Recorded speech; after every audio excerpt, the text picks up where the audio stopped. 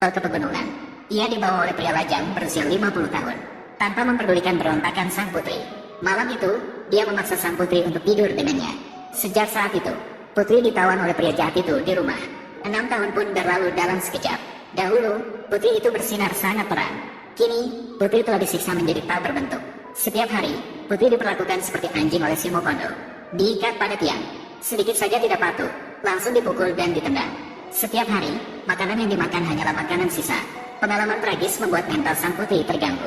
Hal ini membuat pria itu merasa jijik pada si putri. Lihatlah betapa bodohnya kamu. Mengapa saya harus mengeluarkan begitu banyak uang untuk membeli orang bodoh sepertimu? Ah, makananku, makananku, makananku.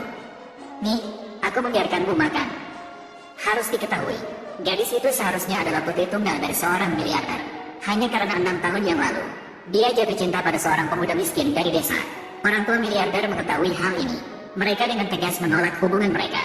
Mereka memerintahkan bawahannya untuk memisahkan gadis itu dan pemuda itu dengan paksa. Di perjalanan pulang, gadis itu memberitahu ayahnya bahwa dia tidak akan menikah kecuali dengan pemuda itu. Miliarder marah dan malu setelah mendengar itu. Langsung menamparkan putrinya, lalu menarik putrinya keluar dari mobil dan meninggalkannya di pinggir jalan. Awalnya miliarder hanya ingin menakut-nakuti putrinya, agar dia menyerah dan tunduk padanya. Namun, gadis itu yang sedang menangis sedih di pinggir jalan, malah menjadi target oleh penyelundup yang lewat. Kemudian, dalam keputusasaan, gadis itu tertipu oleh penyelundup dan naik ke mobilnya. Kemudian dia memberikan sebotol air yang dicampurkan dengan obat kepada gadis itu. Sementara itu, ibunya masih sangat menyayangi putrinya. Dia segera memerintahkan sopir untuk segera menjemput putrinya kembali.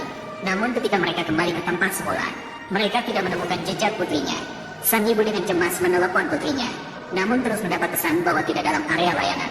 Tanpa mereka ketahui, putri mereka saat ini telah diculik oleh penyelundup dan dijual dengan harga tinggi oleh mereka kepada seorang tua pincang di pegunungan dan pemuda miskin dari desa yang ditolak oleh pewaris kaya untuk bisa menikahi gadis itu. Mulai hidup mandiri dan bekerja keras. Dengan kerja keras selama 6 tahun, pemuda itu akhirnya menjadi CEO dengan kekayaan miliaran. Setelah meraih kesuksesan, hal pertama yang dilakukannya setelah pulang adalah mengunjungi rumah gadis itu. Namun yang membuka pintu adalah orang asing. CEO baru mengetahui setelah bertanya. Perusahaan keluarga gadisnya telah bangkrut bertahun-tahun yang lalu. Sekarang keluarga itu telah menjadi pengemis. Kemudian dia baik hati memberitahu sang direktur, mungkin bisa menemukannya di sebelah tempat sampah di sana. Sang direktur mengikuti arah tersebut. Dengan cepat, dia menemukan orang tua pacarnya. Pasangan tua itu segera mengenali sang direktur di depan mereka. Dia adalah mantan pacar miskin putri mereka.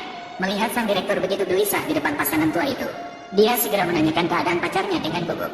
Namun mereka memberitahunya bahwa mereka telah kehilangan gadis itu selama 6 tahun. Sang direktur terkejut mendengar berita tersebut. Sang direktur yang kebingungan segera memerintahkan asistennya untuk menemukan keberadaan gadis itu dengan segala cara.